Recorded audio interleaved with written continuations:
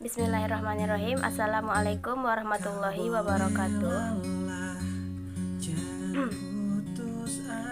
Alhamdulillahirabbil alamin, wassalatu wassalamu ala asrofil anbiya'i wal mursalin wa ala alihi wa sahbihi rasulillahi ajmain, amma ba'du. Allahumma salli ala sayyidina Muhammad wa ala ali sayyidina Muhammad. Rabbi shrah li sadri wa yassir li amri wahlul 'uqdatam min lisani yafqahu qawli. Perkenalkan, nama saya Anissa Fitri dengan NIM 2522104 dari kelas C, Prodi Pendidikan Teknik Informatika dan Komputer, Fakultas Tarbiyah dan Ilmu Keguruan, UIN Syekh Jamil Jambek, Bukit Tinggi. Baiklah, di sini saya akan mereview sebuah buku guna untuk memenuhi tugas dari mata kuliah Ilmu Pendidikan dengan dosen pengampu Ibu Radiatul Husni, SPD, MPDT. Buku yang akan saya review yaitu Dasar-Dasar Ilmu Pendidikan dengan pengarangnya Hasbullah dan penerbitnya PT Raja Grafindo Persada, Jakarta. Cetakan ke-10 April 2012 dengan ketebalan buku yaitu 404 halaman. Dalam buku ini ada 10 bab. Yaitu yang pertama, bab pertama, pengertian dan faktor-faktor pendidikan. Bab yang kedua, fungsi dan peran lembaga pendidikan. Bab yang ketiga, konsep pendidikan seumur hidup dan berbagai implikasinya. Bab yang keempat yaitu peranan keluarga dan masyarakat dalam pendidikan. Bab yang kelima, pengaruh timbal balik antara sekolah, keluarga dan masyarakat. Bab yang keenam, sistem pendidikan nasional. Bab yang ketujuh, pendidikan agama di Indonesia. Yang kedelapan, inovasi pendidikan. Dan yang kesembilan, demokrasi pendidikan. Serta yang terakhir yaitu bab 10, tokoh-tokoh pendidikan di Indonesia. Dalam kesempatan kali ini saya akan mereview salah satu bab yang ada di dalam buku ini, yaitu pada bab 8 yang berjudul Inovasi Pendidikan, terdapat pada halaman 189. Dalam bab ini juga ada 4 poin yang menarik untuk direview, yaitu yang pertama, pengertian dan hakikat inovasi pendidikan. Dalam Kamus Besar Bahasa Indonesia, inovasi diartikan sebagai pemasukan atau pengenalan hal-hal baru, penemuan baru yang berbeda dari yang sudah ada atau yang sudah dikenal sebelumnya. Maksud pengertian inovasi pendidikan di sini ialah suatu perubahan yang baru yang bersifat kualitatif, berbeda dari hal yang sebelumnya, serta sengaja diusahakan untuk meningkatkan kemampuan dalam rangka pencapaian tujuan tertentu dalam pendidikan. Materi yang kedua yaitu masalah-masalah yang menuntut inovasi. Pada dasarnya, banyak hal yang menuntut diadakannya inovasi pendidikan. Di antaranya ialah 1. Perkembangan iptek.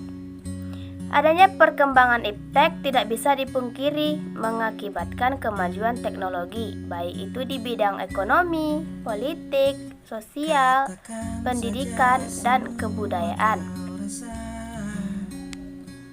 Masalah yang kedua yaitu pertambahan penduduk. Laju eksplosi penduduk yang cukup pesat tentunya menuntut adanya perubahan, sekaligus bertambahnya keinginan masyarakat untuk mendapatkan pendidikan yang secara kumulatif menuntut tersedianya sarana dan prasarana yang memadai. Yang ketiga yaitu meningkatnya animo masyarakat untuk memperoleh pendidikan yang lebih baik. Munculnya gerakan inovasi pendidikan berkaitan erat dengan adanya berbagai tantangan dan persoalan. yang dihadapi di dalam dunia pendidikan, yang salah satunya adalah penyebab kemajuannya iptek. Yang keempat yaitu menurunnya kualitas pendidikan. Kualitas pendidikan yang dirasakan makin menurun, yang belum mampu mengikuti perkembangan ilmu pengetahuan dan menuntut adanya sejumlah perubahan. Bila tidak demikian, jelas akan berakibat fatal dan akan terus ketinggalan. Yang kelima, kurang adanya relevansi antara pendidikan dan kebutuhan masyarakat yang sedang menurun. Dalam era modern sekarang, masyarakat menuntut adanya lembaga pendidikan yang benar-benar mampu diharapkan, terutama yang siap pakai dengan dibekali skill dan keperluan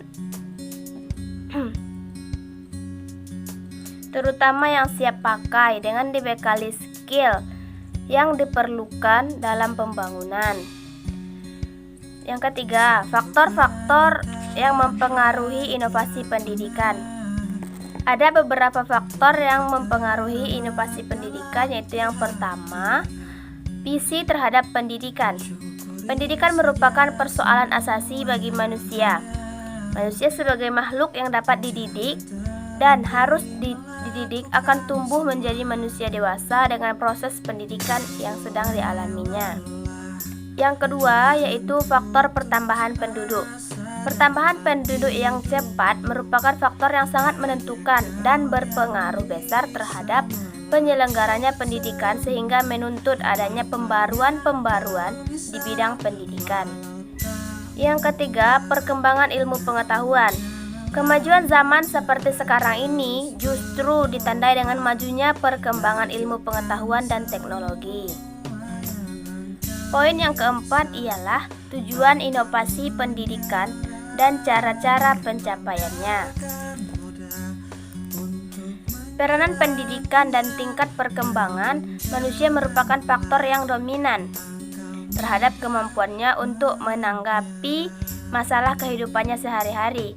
Tingkat kemajuan suatu bangsa juga dapat ditinjau dari tingkat pendidikan masyarakatnya atau rakyatnya. Semakin baik tingkat pendidikan masyarakat, semakin maju pula bangsanya, dan sebaliknya. Semakin terpuruk dan rendahnya pendidikan, maka rakyatnya jangan diharapkan bangsanya akan maju. Oleh karena itu, tidak mengherankan bahwa banyak negara-negara yang sangat memperhatikan pendidikan demi untuk kemajuan bangsa dan negaranya. Dengan demikian, inovasi pendidikan dilakukan untuk memecahkan masalah pendidikan dan menyokong arah perkembangan dunia kependidikan yang lebih memberikan harapan dan kemajuan yang lebih pesat. Mungkin sekian yang dapat saya sampaikan. Banyak maaf. Wabillahi taufiq wal hidayah.